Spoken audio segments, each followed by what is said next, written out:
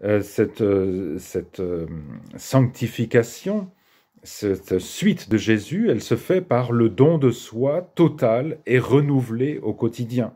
Don de soi total. Donc l'imitation du Christ dans ce don, c'est-à-dire bien la croix. Alors, si vous voulez bien, je vais vous lire un petit peu le père Caffarel sur ce sujet. Voilà ce qu'il dit. À vrai dire, c'est s'engager dans une vie où les dons, les renoncements, les dépassements se multiplieront, en réponse aux exigences répétées de l'amour. Cette unité que les jeunes époux ont nouée par le don qu'ils ont consenti l'un à l'autre n'est jamais une acquisition définitive. Elle doit se reconquérir chaque jour, s'approfondir par des dons et des renoncements renouvelés, toujours plus parfaits. Vont-ils du moins trouver en elle le salaire de leur générosité et se reposer dans la possession? Eh bien non pas. L'amour est impitoyable. Il commande d'aller toujours de l'avant. Cette unité n'est pas pour leur seule satisfaction, mais pour un don nouveau, celui de la vie, qui va entraîner des renoncements en chaîne tout en leur offrant des joies merveilleuses. Dans ce foyer, où grandit la charité au fur et à mesure que s'approfondit l'amour conjugal et l'amour des enfants, et grâce à cet approfondissement, le Christ va prendre une place toujours plus importante. Le Christ va prendre une place toujours plus importante. Leur amour veillait principalement à ne pas s'écarter de ce que défend le Seigneur, à se soumettre à sa loi. Mais le couple est allé de l'avant, il a progressé dans la charité, il en est arrivé à considérer le Christ comme leur ami commun. Ils sont désormais guidés par le désir de lui plaire. Il ne leur suffit plus d'obéir aux ordres du Seigneur, mais ils recherchent ses préférences.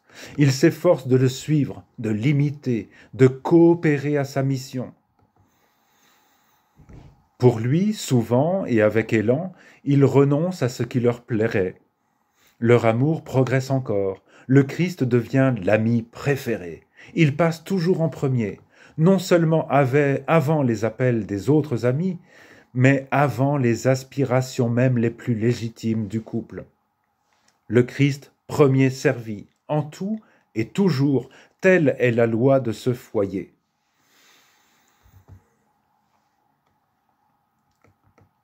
Et puis un autre texte encore, du père Caffarel.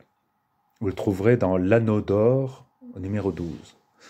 Je vous invite d'abord à la reconnaissance. Rares sont les chrétiens qui pensent à remercier le Christ pour le don magnifique du sacrement de mariage. Et cependant, que serait devenu l'amour si le sacrement du Christ ne lui avait rendu la vie? Pauvre amour humain, il était comme ces lépreux, ces possédés, ces paralytiques, attendant un sauveur aux portes des bourgs de Palestine.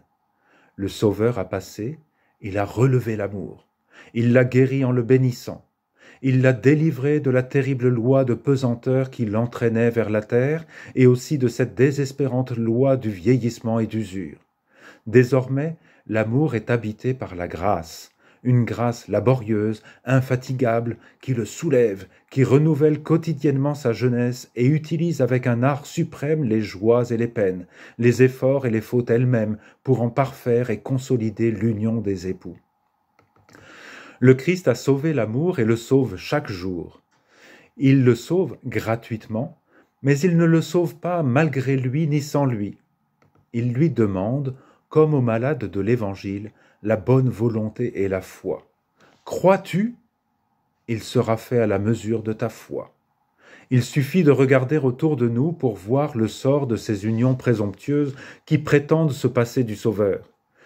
Mais quand un jeune amour vient humblement aux pieds du Christ se confier à lui, alors il peut appareiller et cingler vers l'avenir avec une joyeuse espérance. Le Maître dit « Je serai avec vous tout le temps, jusqu'à la consommation des jours. » Souvent, au cours de votre vie, vous reviendrez au Christ, lui renouveler ensemble l'offrande de votre amour et recevoir la bénédiction du sien. Quand le Christ est venu sur terre, il ne s'est pas contenté de guérir toutes les créatures de leur infirmité originelle. Il leur a proposé des dépassements insoupçonnés. Un jour, Il fit de la boue avec de la terre du chemin, et cette boue acquit dans sa main la vertu de guérir l'aveugle. À l'eau du torrent, il donna le pouvoir de purifier les cœurs et de faire les hommes enfants de Dieu. À la veille de sa passion, c'est le pain et le vin qu'il prend dans ses mains saintes et vénérables. Le pain devient son corps, le vin son sang. Désormais, le pain et le vin nourriront les âmes. De même, Jésus-Christ prend l'amour, la plus belle créature, il le bénit, il le consacre, il fait du consentement où s'exprime cet amour un sacrement, c'est-à-dire une source de grâce. L'amour est sanctifié, le mariage est sanctifiant. Ah, les hommes depuis des siècles demandaient à l'amour la douceur et la force de vivre. Ils en attendaient tout et cependant ils n'en espéraient pas encore assez. Le Christ est venu et maintenant l'amour est capable de leur donner la grâce du Christ, sa joie et sa vie. Ainsi, chers amis, voilà des moyens de suivre Jésus. Et vous l'avez vu dans ces textes du Père Caffarel, combien, avec simplicité, justement, il vous fait accéder au Christ.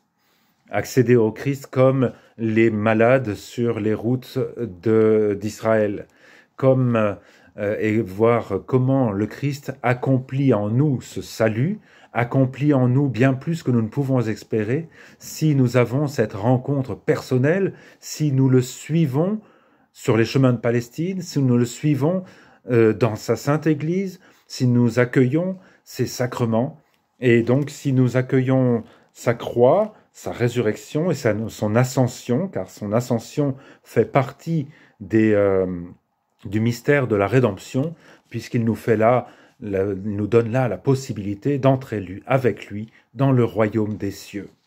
Viens et suis-moi.